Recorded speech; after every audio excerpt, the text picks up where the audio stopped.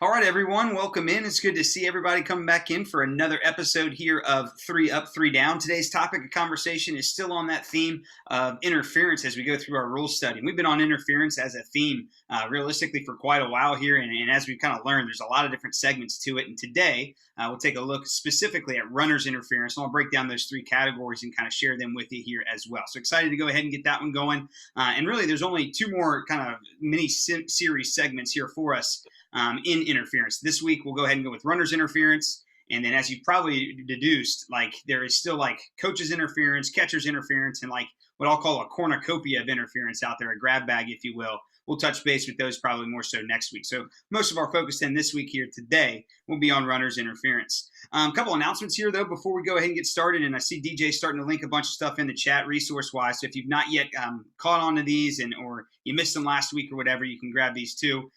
Just one of the things, just what are you working on? Every time that you take on onto the diamond, a lot of you guys are talking about being able to get on last week, this week. Just think about, two or three things that you want to intentionally get better at. Remember, we released from the Central Region Umpire Advisory Committee a list of 5 things to think about as you are working games, and DJ's got that listed into the chat for our 2021 focal points of the year. We've also been releasing rules quizzes week by week here. I think now there'll be a total of 3 rules quizzes that we've had. One on batter's interference, one on runner's lane violations and catcher's interference. And then this week today, we'll also have one on runner's interference. So those are all linked in the chat too. And again, we'll start to answer and publish some answer keys probably a little bit later towards the end of the month, just as we get through all of that stuff on interference, give you that answer key right at the same time.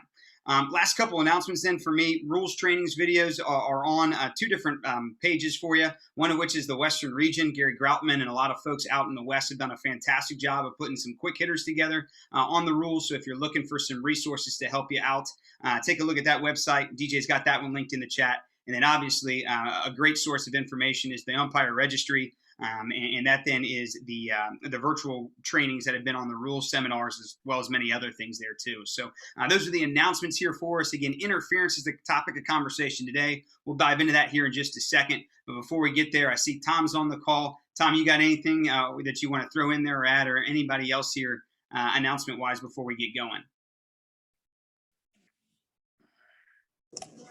No new announcements. Yep, Sunday will be the next iteration of our virtual rules clinics. And for anyone who is looking for those files, they're actually on the Little League University site under the League Officials tab, simply because the audience has been opened up to include more than just the members of the umpire registry. So we wanted to make sure other people could also access that information. Perfect. Well, all righty. Well, let's go ahead and dig on into business here today. Again, the topic of conversation for us happens to be runner's interference. So I'll get ready to go ahead, share my screen and go through a couple things here with you and at least outline our scope and our purpose here today. Again, still on that topic of interference. And what I do want to do is review very briefly some of the concepts and guiding principles that we've touched base with in the last few weeks pertaining to interference, and then begin to start to apply them and see how they can be applied or interpreted a little bit differently here to interference as well. So let me go ahead, share my screen with you and get the PowerPoint all updated here for us too. And that way we can take a look then at what exactly we have on tap for us for interference today. So give me 1 second here to, oops, not hit that button, but hit the present button. There we go. So that should take me full screen. All righty. So let's go ahead then and take a look here at interference, which is our topic, runner's interference specifically here today. So I'll go ahead and advance here. It's kind of just a general question that I've been asking time and time again so far have been these 2 things. Number one, what are some of the basic principles of interference? What do we have to have for us to have interference? And as we've talked about here, the criteria that you guys have constantly dropped into the chat over and over has been exactly that criteria we see in the rule book. Interferes with, obstructs, impedes, hinders, confuses. So we've done a really good job over the last 2 or 3 weeks of boiling down the criteria of the rule that when we see a play that involves some of that stuff, we may have a situation involving interference. Now, we've also been using these guiding principles. Number one, that you don't always need contact for interference. And sometimes just because there is contact doesn't mean that there's always interference. It may be a great indicator that you have something, but at least it's an awareness for us to properly use our eyes, process what we saw, and kind of go from there. Interference doesn't always have to be intentional. We'll actually start to incorporate the ideas of intent here today as we talk about runner's interference. Oftentimes, offensive interference typically follows a time of interference placement. And then lastly, by all means, make sure that you're using common sense. Take that long end of the stick, so to speak, in an argument when you see this stuff come about. So those have been the basic principles that we have really hashed out over interference over the last couple of weeks. And I think have become really big themes here for us as we continue to learn and talk through situations involving interference. Now, again, today's focus is on interference on the runner, and our scope is in 3 different categories. Number 1, batted ball before passing a fielder. That's the first category that we'll take a look at here today. Take a look at the rule and then some clips. And this specifically comes from the rule 708F and 709K. So batted ball before passing the fielder is our first category. Second one is the failure of a runner to avoid a fielder attempting to field a batted ball, outlined in 709J. And then also outlined in 709J, discussed there, is interference on a thrown ball. So those are our 3 major categories that we'll take a look at in the criteria, the context of the rule, take a look at some clips, and then also talk about some other factors that may be at play to consider as we see interference come about here, specifically on the runner. Now, before we go ahead and start to think and talk even more, there are 2 more things that I want to share to kind of go ahead and frame where exactly we're going.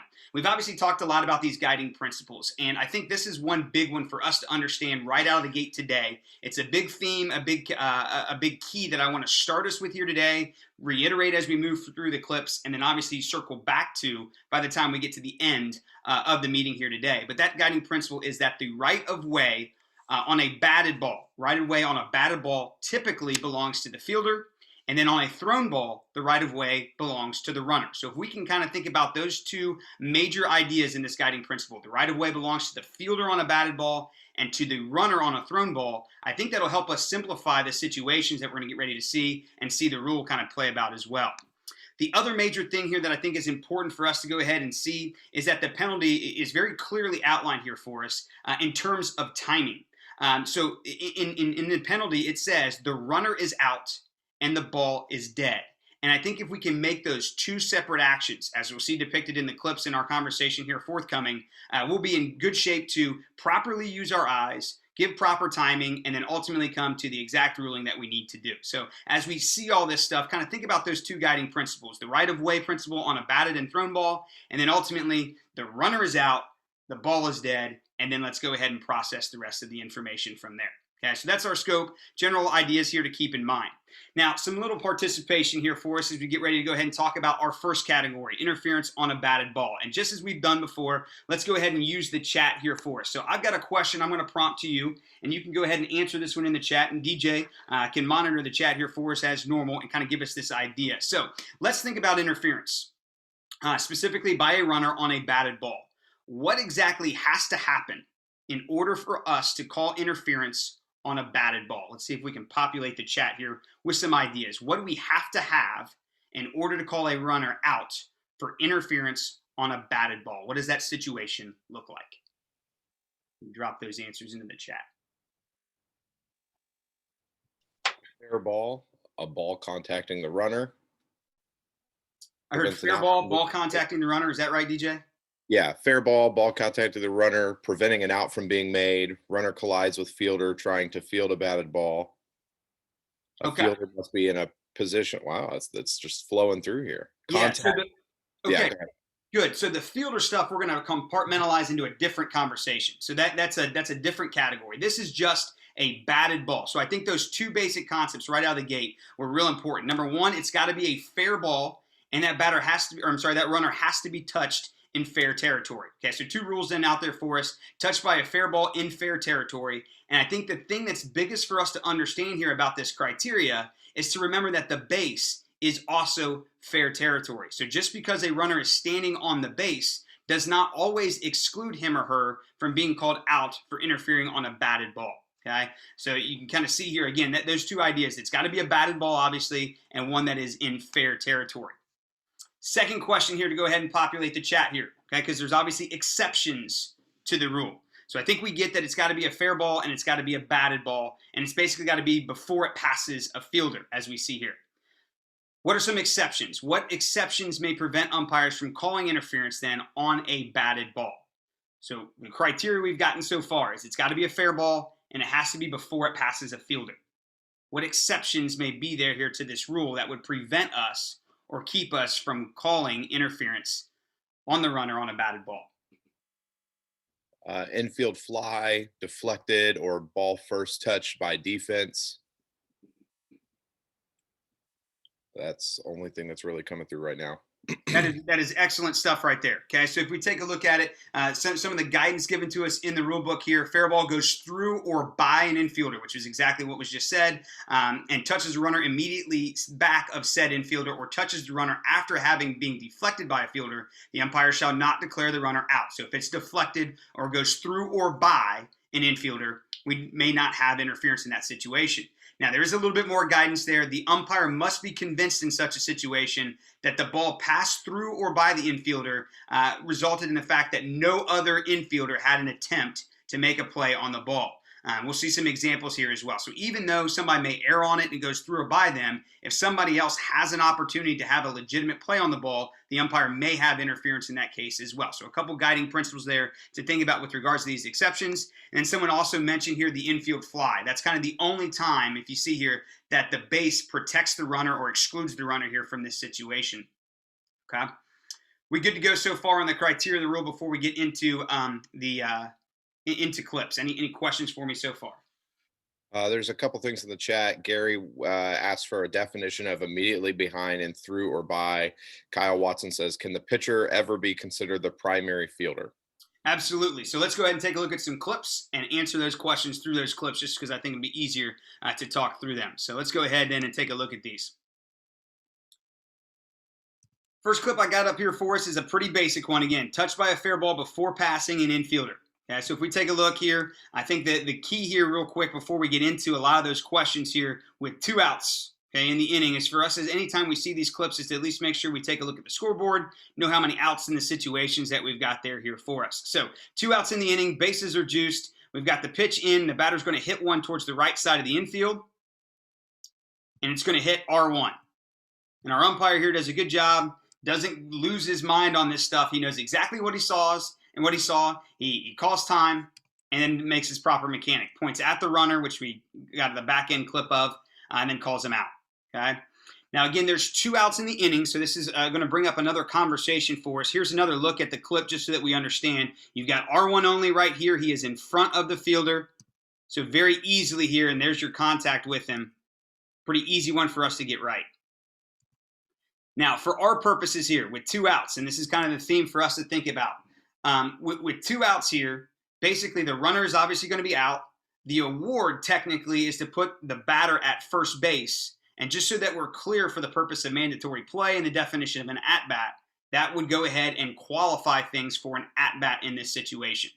So again, important to make sure that we understand the status of the ball here, especially with 2 outs. And that'll be a theme here that'll come about as we get further into the day here today. Now, Kyle and Gary's question, a little bit more defined here by this next clip that'll come up here for us. So I'll get ready to go ahead and go through this one. So same deal. In this case, we've got a runner at first base. And in all reality, the first baseman is actually playing in front of the fielder here. I'm sorry, in front of the runner here. So when we talk about through or by, and I've got some clips here that'll continue to go ahead and help us define this throughout the day. So just bear with me as we go through them. But when we talk about through or by, we've got to have an opportunity for that person to have to make a play on the ball. Okay, so in this case, we see here the first baseman as it goes through there. He's in front of the runner, but obviously no ability to make a play on this ball. Okay, and I'll come back here to see if I can go back through this clip here again and show us here where exactly we got. Using a new video player here, so just bear with me here. So here's again this next clip coming up. Again, right down the first base line. First baseman does not have an attempt to field the ball. It plucks the runner right there. And then great mechanics. We call time.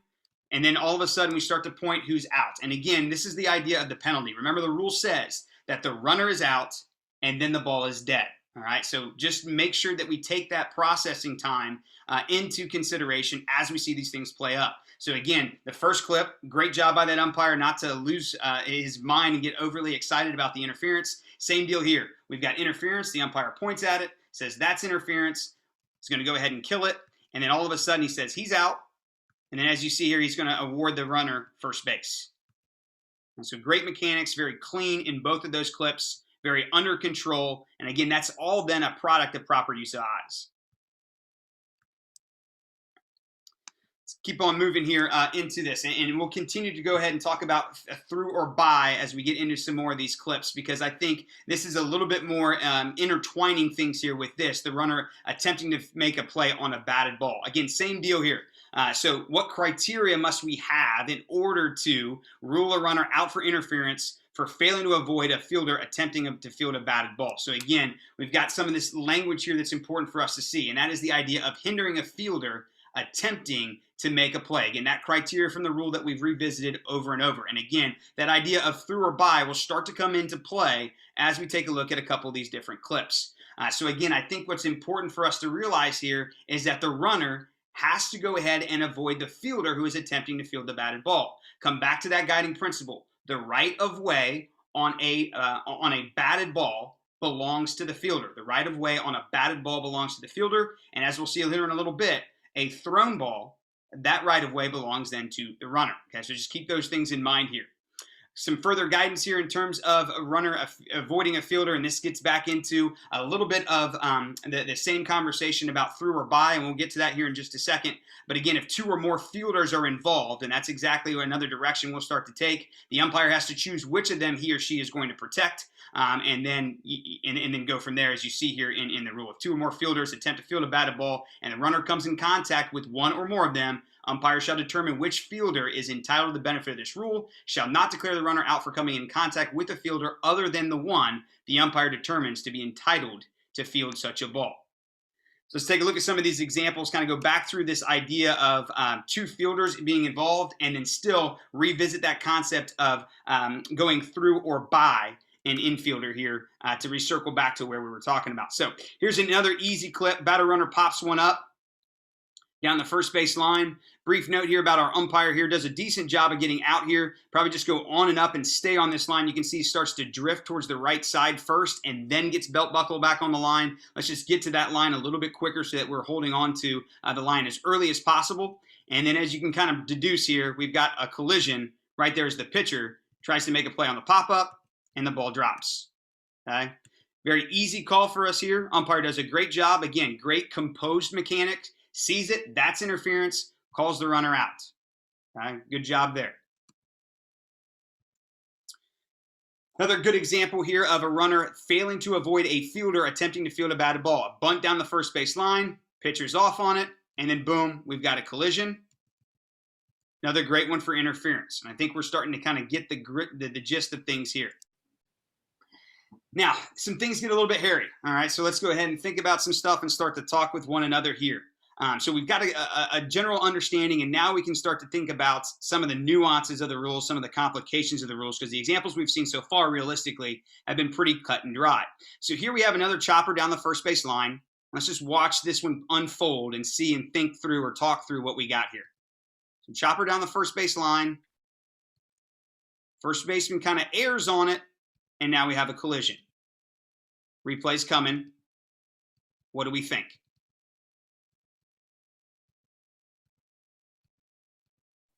I think you still have interference on this one because he was within one step of being able to pick up the ball. The first baseman was. Okay.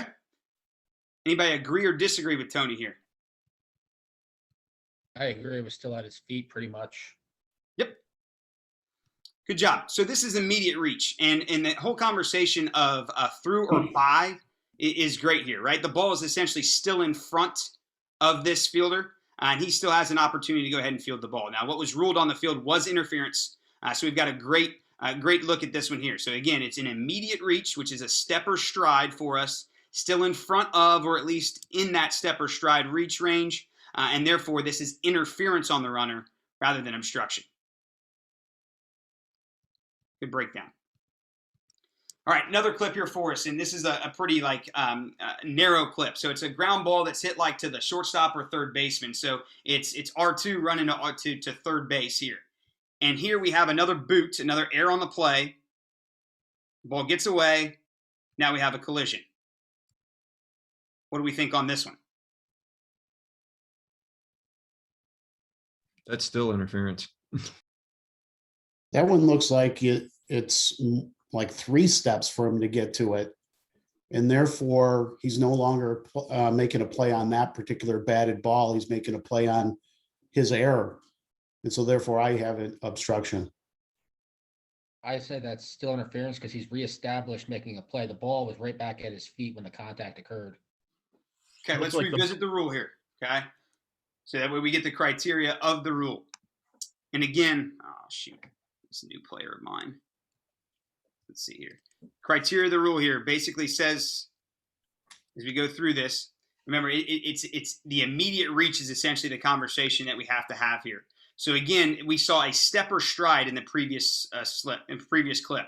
Here we've got an error, and take a look at how many steps that this is in. This is basically, while it hasn't necessarily gone through or by, you could potentially get obstruction here on this one. I think the reality, Stu, when I look at it, if he makes the play on the ball, that runner's way up in front of him. Mm-hmm. And he's in the right position based on where that ball was at and where the fielder was at the time he made the initial contact of the ball. And he had to go quite a bit out of his way as a result of that. And I think the expectation of the runner is to be where he's at in that particular situation. Yeah, and I think that's remember the whole idea here that the right of way on a batted ball belongs to the fielder, but this error has essentially taken the ball then out of his immediate reach, and therefore here he's more in the way of the runner than he actually is trying to make a play on a batted ball. So his play on the batted ball was essentially booted.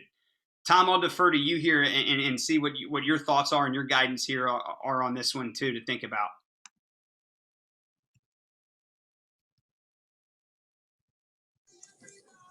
Yeah, I would agree with your interpretation, Stu, that that's a little bit further than a step and a reach. I counted in slow motion best I could 2.5 long strides.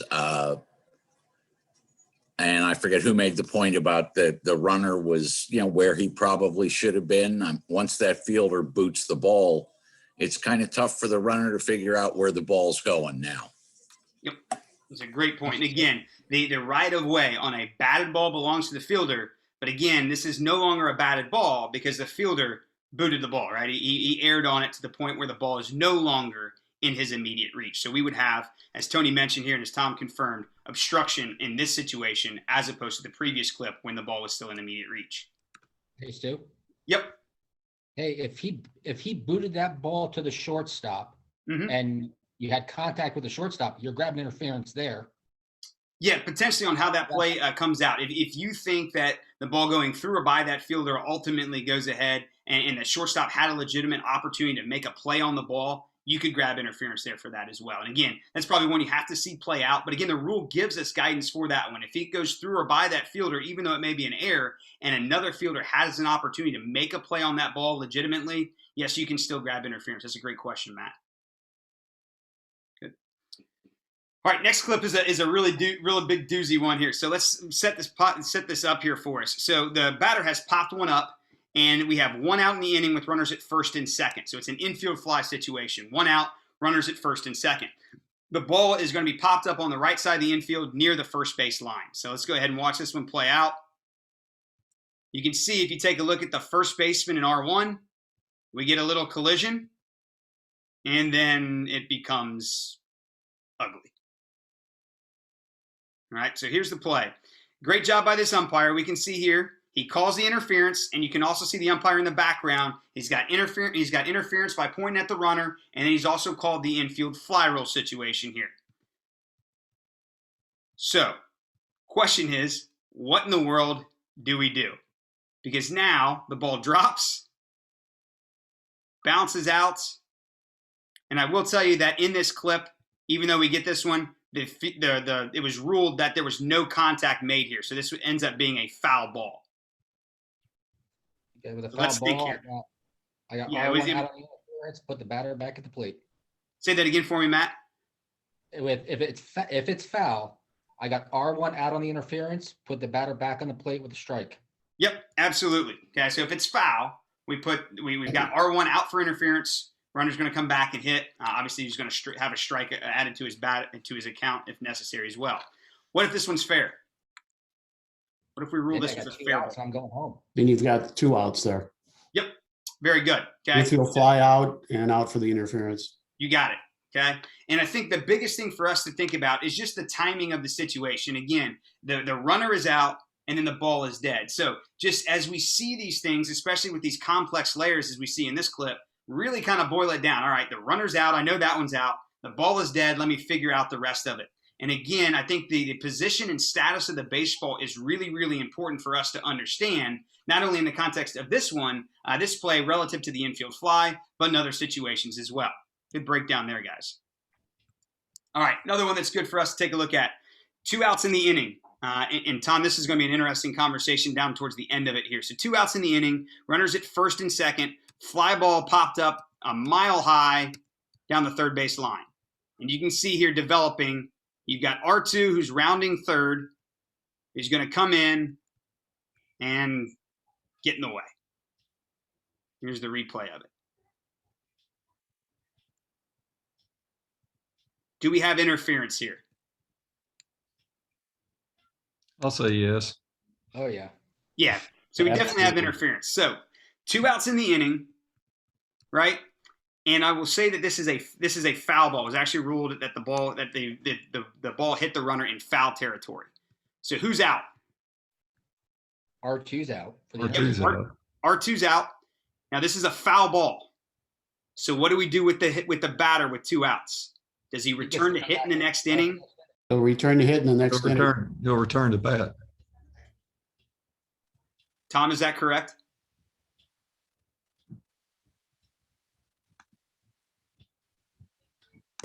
The way our rule is currently written, because that ended the half inning, the batter's turn at bat counts for mandatory play. He will not return their next offensive half inning. I'm not saying that's cast in stone, but as of right now, Stu sent me this question yesterday, and I've pushed it to the entire rules committee. But the way the verbiage in the book currently stands, that batter is not coming back for another turn at bat. That's a great point of clarification here. So What? again, the status of the ball, yes, is important for us to understand, but even because there are 2 outs in the inning, as Tom just said, this is going to complete the batter's turn at bat because it retires the inning. And therefore, he is not going to return to bat at the top of the inning or the next inning, and this would count or fulfill the batter's mandatory play requirement. So Tom, I got two parts of this question. One is I agree that it's completed as mandatory play. The way the words are written, I agree that. I'm just not sure that why you wouldn't have a batter returning since he didn't make the out. He's still got, he's only 2 strikes on him. Hi, Mark. How are you doing? Good, Tom. Okay. I get the point that you're trying to make, and the reason why right now the rules committee is saying he's met his turn at his mandatory play at bat is because the half inning was ended by another offensive player. The logic being it would be the same as if you threw a kid out trying a delayed steal of third base. The at-bat is completed, and for sake of mandatory play, he or she is not coming back. Having said all that, remember what I said earlier on. Because these kinds of situations are not clearly defined step by step, like the famous 713 rule, the actual AR could change, but as it stands right now, he's met mandatory play. So the only criteria for that logic ruling is if there were 2 outs in the inning and you want to complete that at bat, bring the next batter up. It doesn't matter that he was between third and home or between second or third. Correct. If the third out is made by another offensive player to end that ends the half inning, that meets the definition of an at bat for the sake of mandatory play. I have a follow-up question to that. This is Tony. even though it gets that mandatory play requirement, would that batting position still be up to bat since it was a strike and it wasn't a, I'll call it, he didn't finish the at bat. So would that same batting position still be up? You're asking, would the number 6 hole still be coming to bat, not Correct. necessarily number 17? Correct. Yep. Shooting from the hip, Tony, because I haven't dissected it that far yet.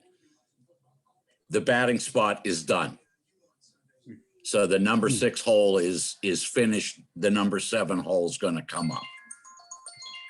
That's So interesting. Okay. The logic is the same as on a large diamond as a runner from third attempting to steal and gets hit by a pitch in the strike zone. If you got 2 outs, you call time and you declare the batter out, you score the run. But if you got less than 2 outs, you call time, the runner's out, the batter still got another strike on him. That's So in this situation, I apologize, gentlemen, for stepping in. So in this particular situation we're looking at, are we calling the runner out or are we calling the batter out? Runner is called out.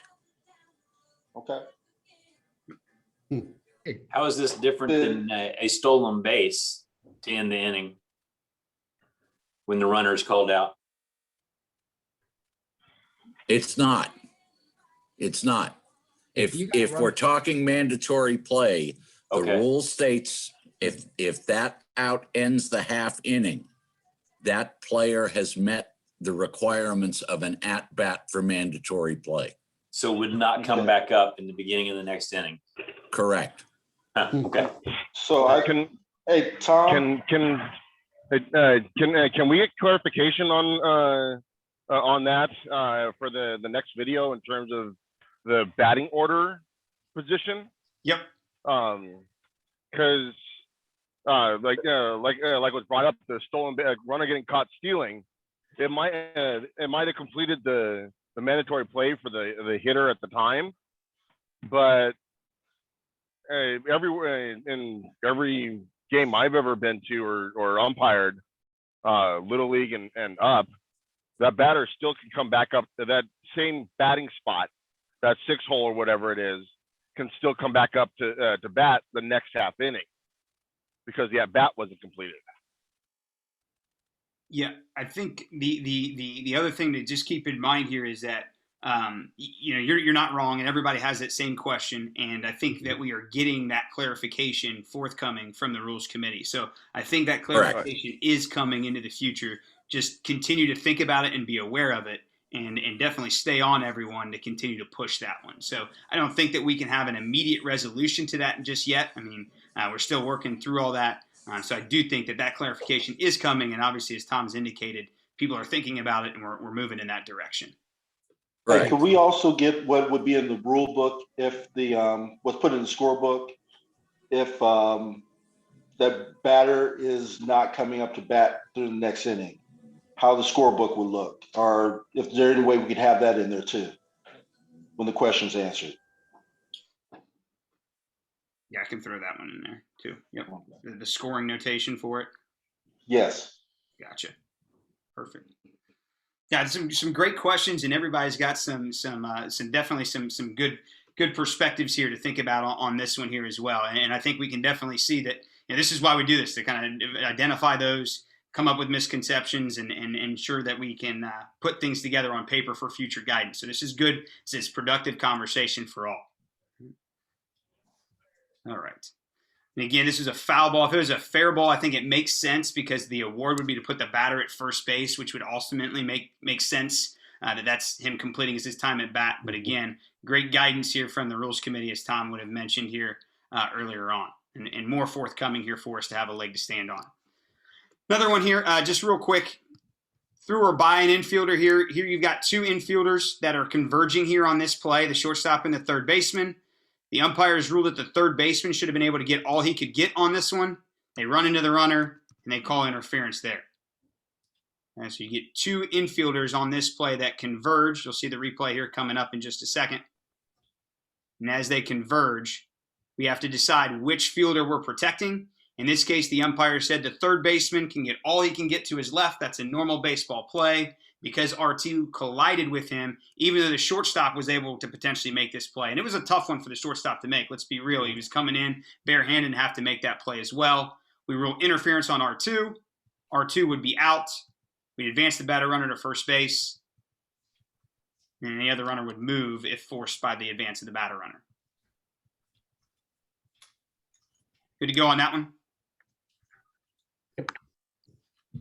Hey, Stu, on that one, if he had protected the shortstop, would that be obstruction?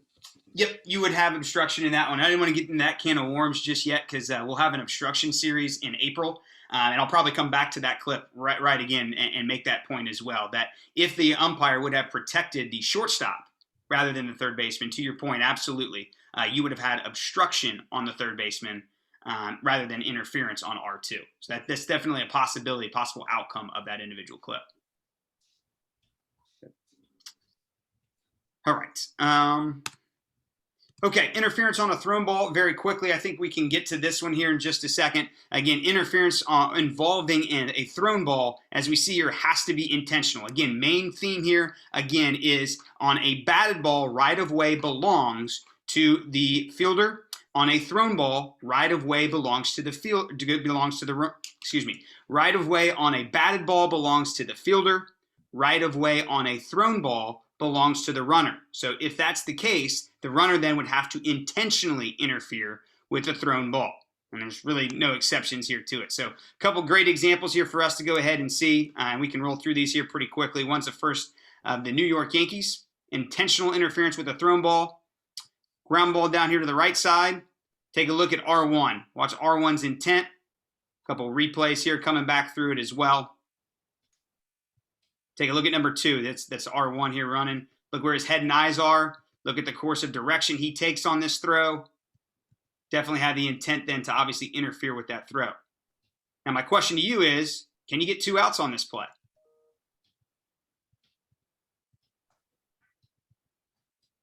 Because you've got a potential double play here, right? Can you get 2 outs on this play?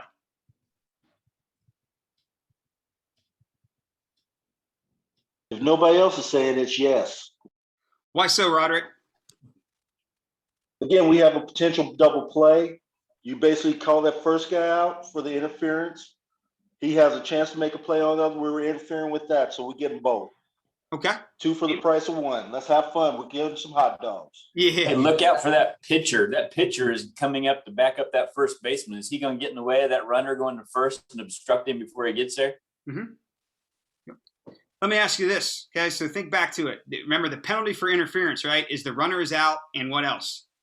A dead ball. So the runner is out and the ball is dead, which means then that anything after the time that the interference occurs doesn't matter. It's like it didn't exist. Sure. So just because there is ensuing action on this play, remember the rule says the runner is out and the ball is dead here at the time of interference. So even though the play did continue until it did play out, because of the intentional interference, the ball becomes dead at that point, and we're going to award the batter runner first base at that particular point as well. Okay, so you cannot get 2 outs on this one simply because the interference then is what kills the play right there, and anything after that just randomly happened and doesn't have any bearing on the play because the interference is the priority. Does that make sense? Stu, there's language in the books out there that talk about if you believe that his intent was to break up a double play, then you can get 2. Correct. And the interference on a double play we're going to get to next week, and I'll probably even come back to this clip again. I will tell you that this one did go to replay. It was actually in the early days of replay in Major League Baseball, and that's what they ruled. They ruled that the runner was out for the intentional interference, and at that point, everything else was over. And therefore, they awarded the batter runner first base on this play. And we'll dissect the double play, obvious intent to interfere with it. But again, that's on a batted ball with the double play rule. So the double play rule is more specific to a batted ball rather than a thrown ball, which is the situation that we see envelop here. And again, we'll dive into that one next week. Another great one here from this is the last clip I've got here for us. It's another great one here. Fly ball down the line. It's caught, so the batter runner's retired. Tries to double up R1, and it gets ugly. You get an error, tries to advance. Catcher does his job, then he fumbles upon it. And then all of a sudden, R1 realizes that he's dead out to right. It's hit in the head. Some of you guys may remember this one from last year. Watch Calhoun's intent. Like, he's definitely tiptoeing around, headbutts the ball. Ball's dead there. And again, intent is the factor here for interference on a thrown ball. On a thrown ball, the right of the baseline, the right of way, does belong to the runner, unless he intentionally interferes with the thrown ball. All right, so a couple of things here for me just to kind of reset and recap here and probably what is most important.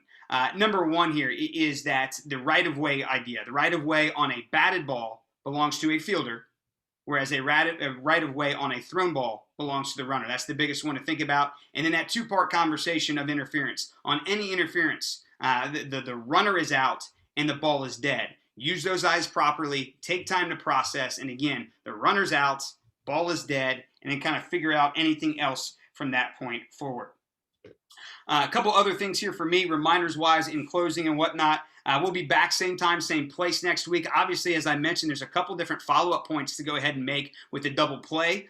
So we'll take a look at that instance yet again here next week and revisit that one, dissect that rule a little bit more specifically, and also take a look at some of the more grab bag of interference involving catcher's interference, coach's interference, and things of that nature here too, to go ahead and wrap up things next week on our conversation of interference. Next week will be the last in this mini-series on interference. We'll take a break for Easter weekend, so we will meet next week, but the week after that, we'll take a break for Easter weekend. Continue to go ahead and think about what exactly you're working on. What are your personal focal points? Remember, in the chat, we've got linked to all those 2021 focal points from the Central Region Umpire Advisory Committee you're welcome to pick from and focus on as you guys go ahead and step foot on the diamond. Rules quizzes are out there too. You can go ahead and work on those. We'll issue answer keys here in the coming weeks. And then lastly, I just appreciate everyone being on and willing to participate. As normal, I'll hang around and kick it around here with some hangout time. We can hash out some of the more examples here and revisit some of those too. But other than that, I appreciate everyone's time and attentiveness and participation here on this week's episode of 3 Up, 3 Down. Wish you guys a great weekend. For those of you guys that are umpiring, have fun. And other than that, guys, I look forward to seeing everyone back again for next week's episode to go ahead and finish up then everything on interference. Have a great weekend. I'll see you guys then next Friday. Bye, guys.